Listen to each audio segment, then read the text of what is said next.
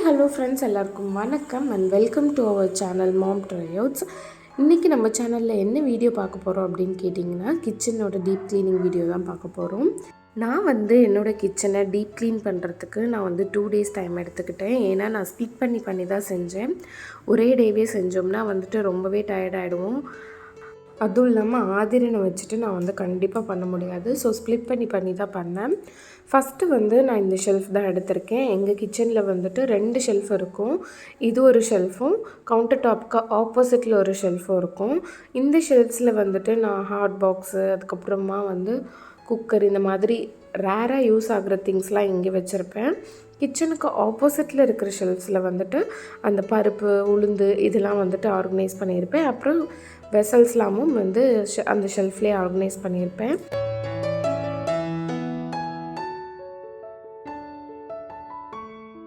எந்து open kitchen தான். So அதாவது நான்மாடுலர் கிச்சன் தான். ஸோ ஈஸியாக டஸ்ட் ஆகிட்டே இருக்கும். நம்ம அப்பப்போ நம்ம கிச்சன் க்ளீன் ரொட்டீன் டெய்லி பண்ணுற மாதிரி அதையும் ஜஸ்ட் பண்ணிகிட்டே இருந்தோம்னா நம்ம மெயின்டைன் பண்ணலாம்.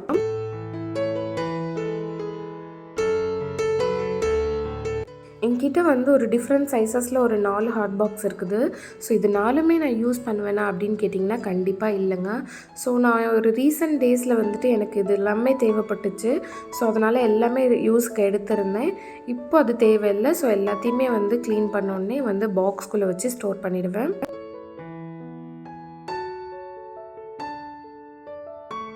இப்போ இந்த ஹாட் பாக்ஸஸ்லாம் நான் வாஷ் பண்ணி வச்சுருக்கேன். ஃபஸ்ட்டு பாருங்கள், இந்த ஓவரால் ஷெல்ஃபில் நான் ஃபஸ்ட்டு ஒரு 2 ஷெல்ஃபோட திங்ஸை மட்டும்தான் வெளியில் எடுத்திருக்கேன்.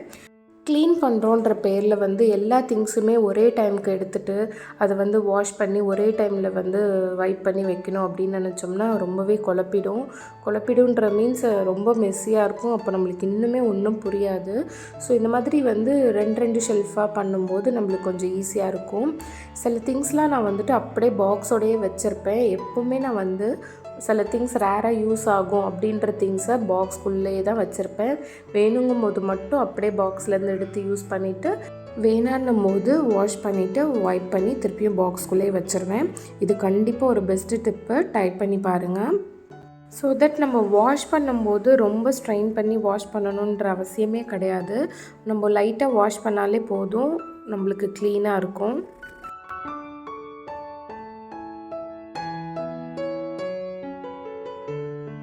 நிறைய லேடிஸ் பண்ணுற மிஸ்டேக் என்ன அப்படின்னு கேட்டிங்கன்னா, நம்மக்கிட்ட ஆல்ரெடி நிறைய திங்ஸ் இருக்கும். அது அத்தியாவசியமே இல்லாத டைமில் நம்ம அதே திங்ஸ் திருப்பி பர்ச்சேஸ் பண்ணியிருப்போம். ஏன்னா ஆஃபரில் கம்மி ப்ரைஸில் இருக்குது அப்படின்னு சொல்லிட்டு, இல்லைன்னா அழகாக இருந்தது அப்படின்னு சொல்லிட்டு பர்ச்சேஸ் பண்ணியிருப்போம். இந்த தப்பை நான் எப்பயுமே பண்ண மாட்டேன். என்கிட்ட அந்த திங்ஸ் இருந்தது அப்படின்னா, என்ன அழகாக இருந்தாலும் என்ன கம்மியாக இருந்தாலும் நான் வாங்க மாட்டேன். ஏன்னா அப்படி வாங்கி நம்மளுக்கு யூஸே கிடையாது. வேணும்னா வாங்கின புதுசில் 2 நாள் 3 நாள் யூஸ் பண்ணுவோம். திருப்பி பார்த்திங்கன்னா அது ஒரு மூலையில் தான் இருக்கும். ஸோ இது தப்பு நான் எப்பயுமே பண்ண மாட்டேன். தேவை அப்படின்ற விஷயத்துக்கு மட்டும்தான் நான் ஸ்பெண்ட் பண்ணுவேன். இப்போ ஒரு விஷயம் என்கிட்ட இல்லை, இப்போ மஸ்ட்டு அப்படின்ற பட்சத்தில் நான் அதில் ஸ்பெண்ட் பண்ணுவேன்.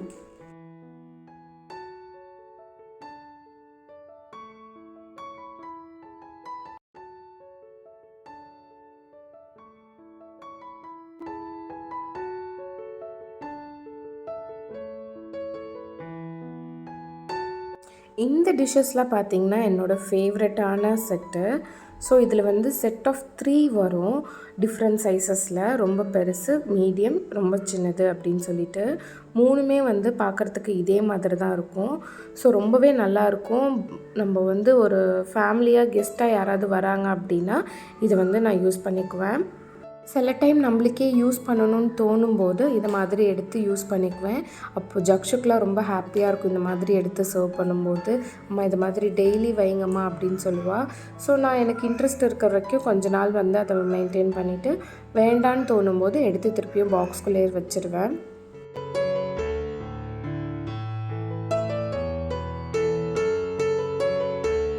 நான் ரெகுலராக யூஸ் பண்ணுற ஹாட் பாக்ஸ் பார்த்திங்கன்னா இது மட்டும்தான்.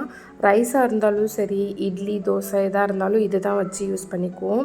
ஸோ இது மட்டும்தான் நான் ஓப்பனில் வச்சுருப்பேன். மற்ற எல்லாமே பாக்ஸோடையே வச்சுருவேன். அதுக்கப்புறம் இந்த பிங்க் அண்ட் ஒயிட் காம்பினேஷனில் உள்ள பாக்ஸஸ் பார்த்திங்கன்னா வந்து பிளாஸ்டிக்கில் உள்ளது. ஸோ வந்து ஏதாவது தீபாவளி அப்போ ஸ்வீட்ஸு இந்த மாதிரிலாம் வந்து நம்மளுக்கு நிறைய செய்வோம்ல, அப்போ அழகாக வைக்கணும் அப்படின்னா அப்போ இந்த வந்து 3த்தையும் யூஸ் பண்ணிக்குவேன். இதுவுமே செட் ஆஃப் 3 இருக்கும். ஒன்று பெருசு, மீடியம் அண்டு சின்னது அப்படின்னு சொல்லிட்டு இருக்கும்.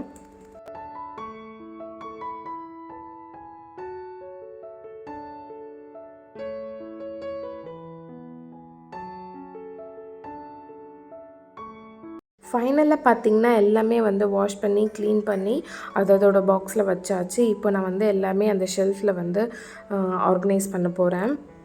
நான் க்ளீன் பண்ணுறதை பார்த்துட்டு ஆதிரனும் வந்துட்டு அம்மா நானும் க்ளீனுன்னு சொல்லிவிட்டு அவனும் என்னோட சேர்ந்து கொஞ்சம் க்ளீன் பண்ணிகிட்டு இருந்தான்.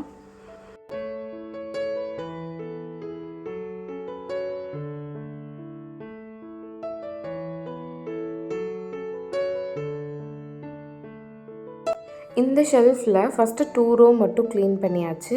இப்போ 3rd 4th ரோலெல்லாம் பார்த்திங்கன்னா டோட்டலாக வந்து தேவையே படாத திங்ஸ் தான் இருக்குது.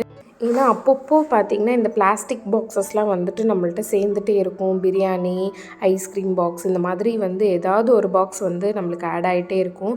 இதை வந்து நம்ம அப்பப்போ டீக்ளட்டர் பண்ணிக்கிட்டே இருந்தோம்னா இந்தளவுக்கு நம்மளுக்கு சேராது.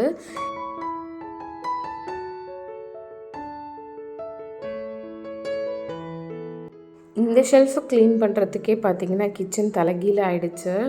லாஸ்ட்டு ரோவில் வந்துட்டு நான் ஒரு பெரிய கார்ட்போர்டில் வச்சுருப்பேன் திங்ஸ் ஸ்டோர் பண்ணி. அதில் பார்த்திங்கன்னா இதே தான் சேம் வந்து ஹாட் பாக்ஸு, அதுக்கப்புறம் வந்து ஹாட் பாக்ஸ் டிஃபன் பாக்ஸஸ்லாம் வந்து ஜக்ஷுக்கு ஸ்கூலுக்கு வாங்கினதெல்லாம் இருக்கும். அதுக்கப்புறம் இதிலே வந்து நான் இப்போது ஃப்ளாஸ்கையும் தூக்கி உள்ளே வைக்க போகிறேன். ஏன்னா வின்டர் டைமில் மட்டும்தான் வந்து ஃப்ளாஸ்க் இதுக்கப்புறம் யூஸ் ஆக போகுது. ஸோ அதையும் தூக்கி இதிலே வச்சு நான் ஃபுல்லாக இந்த ஷெல்ஃபையும் ஆர்கனைஸ் பண்ணி முடிச்சிட்டேன்.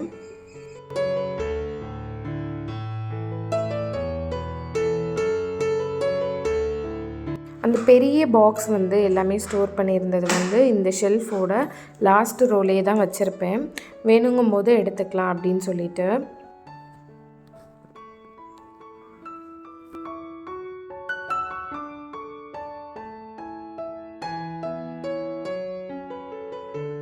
நெக்ஸ்ட்டு பார்த்திங்கன்னா கவுண்டர் டாப் தான் க்ளீன் பண்ணுறேன். இந்த வீடியோ வந்து நான் நெக்ஸ்ட் டே மார்னிங் தான் ஷூட் பண்ணது.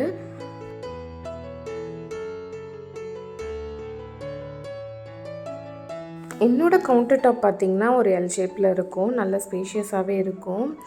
கவுண்டர் டாப்போட ஒரு எண்டில் வந்துட்டு பார்த்திங்கன்னா கிரைண்டர், அதுக்கு பக்கத்தில் மிக்ஸி வச்சுருப்பேன்.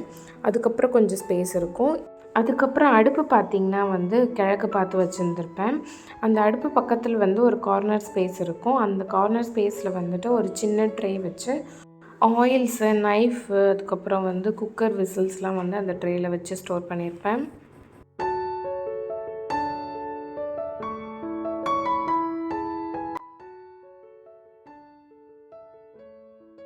ஃபைனலாக கவுண்டர் டாப்பும் க்ளீன் பண்ணியாச்சு. அடுப்புக்கிட்டேயும் வந்து மஞ்சள் குங்குமம் வச்சு எப்போவுமே வீட்டில் போட்டு வைப்போம்.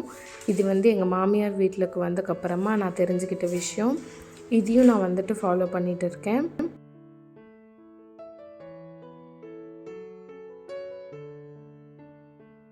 அடுத்ததாக பார்த்திங்கன்னா ஷெல்ஃபில் உள்ள பாத்திரத்தெல்லாம் எடுத்து விளக்க வச்சுட்டேன். அந்த ஷெல்ஃபையும் வந்துட்டு நல்லா தொடச்சி விட்டுட்டேன். நான் பாத்திரம் விளக்கி வைக்க ஜக்ஷு வந்து எல்லாத்தையும் எடுத்து டைனிங் டேபிளில் வச்சுட்டே இருந்தால் ட்ரை பண்ணுறதுக்கு. ஸோ எனக்கு ரொம்ப ஹெல்ப் பண்ண அன்னைக்கு. உங்கள் வீட்டில் உங்களோட கிட்ஸ் வந்து இந்த மாதிரி சின்ன சின்ன ஹெல்ப் பண்ணுவாங்களா அப்படின்னு சொல்லிட்டு மறக்காமல் எனக்கு கமெண்ட் பண்ணுங்கள்.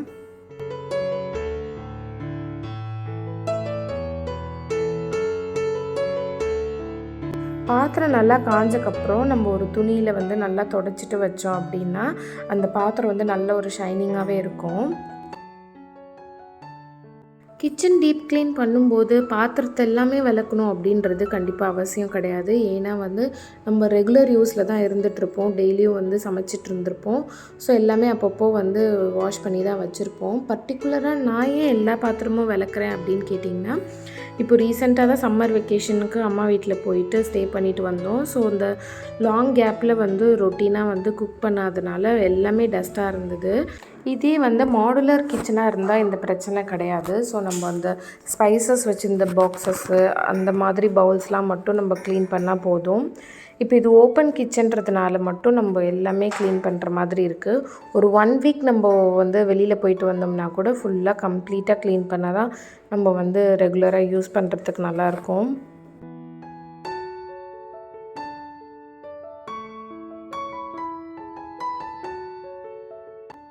ஷெல்ஃப்லேயே பார்த்திங்கன்னா இந்த மாதிரி குட்டியாக ஒரு பார்ட்டிஷன் இருந்தது. இந்த ஸ்பேஸில் வந்துட்டு நான் டிஃபன் பாக்ஸஸ்லாம் வந்துட்டு ஆர்கனைஸ் பண்ணியிருந்தேன்.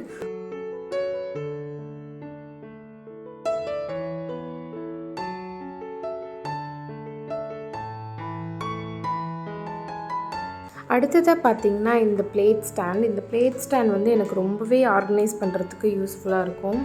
ஏன்னா எல்லா பிளேட்ஸு, அதுக்கப்புறம் வந்து டம்ளர்ஸு, ஸ்பூன்ஸு, கரண்டி எல்லாமே வந்து ஆல்மோஸ்ட் இதிலே வந்து நான் வந்து ஆர்கனைஸ் பண்ணிடுவேன்.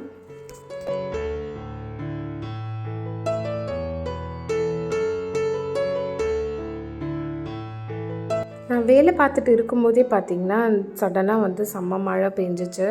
மழை பெஞ்சு கிளைமேட் வந்து எவ்வளோ வந்து ஒரு சிலுசிலுன்ட்டு இருக்குதுன்னு உங்களுக்கு அந்த விண்டோவில் பார்த்திங்கனாலே தெரியும்.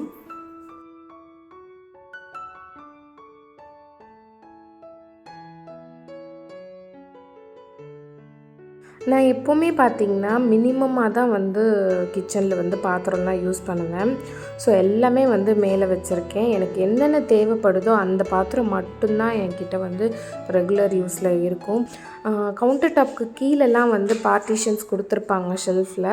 பட் ஆனால் அதிலலாம் எதுவுமே நான் வந்து ஸ்டோர் பண்ணி வச்சுருந்துருக்கவே மாட்டேன். ஏன்னா வைக்கிறதுக்கான நீட் இல்லை. எனக்கு இந்த பாத்திரமே வச்சு சமைக்கிறது போதுமானதாக இருக்குது. கெஸ்ட்டு வந்தாலுமே வந்து எனக்கு இது வச்சுட்டு என்னால் குக் பண்ணிட முடியுது, சர்வ் பண்ண முடியுது.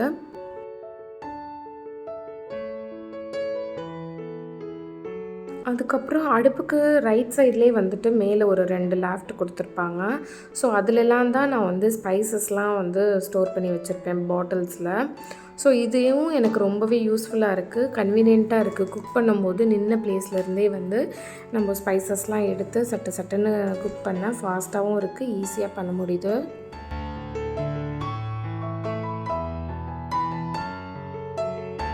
நீங்களும் வேணால் இந்த டிப்பை ஃபாலோ பண்ணி பாருங்கள். உங்களுக்கு தேவையான பாத்திரத்தை மட்டும் அத்தியாவசியமாக எது தேவைப்படுதோ அதை மட்டும் வச்சுட்டு, இதெல்லாம் தேவைப்படாது அப்படின்னு சொல்லிட்டு இருக்கிற பாத்திரத்தெல்லாம் கண்டிப்பாக வந்து நீங்கள் டீக்ளட்டர் பண்ணிவிடுங்க.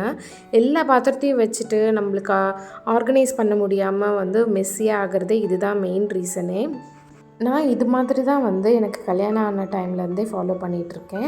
ஸோ எனக்கு இத்தனை வருஷமாக கன்வீனியண்ட்டாக தான் இருக்குது. ஜக்ஷு ஸ்கூல் போக ஆரம்பித்தோம், இவங்க டேடிக்கு ஆஃபீஸ்க்கு நான் வந்து லஞ்ச் பேக் பண்ணாலும் எப்போயா இருந்தாலும் அந்த ஹரிபரிக்கு எல்லா டைம்லேயும் வந்து இந்த இருக்கிற பாத்திரமே எனக்கு போதுமானதாக இருக்குது.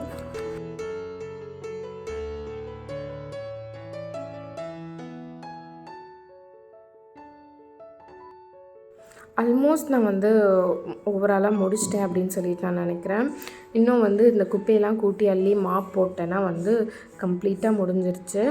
டீக்ளட்டர் பண்ண பாத்திரத்தெல்லாம் வந்து ஒரு பெரிய கார்ட்போர்டுக்குள்ளே ஸ்டோர் பண்ணி அதையும் வந்து மேலே தூக்கி வச்சுட்டேன்.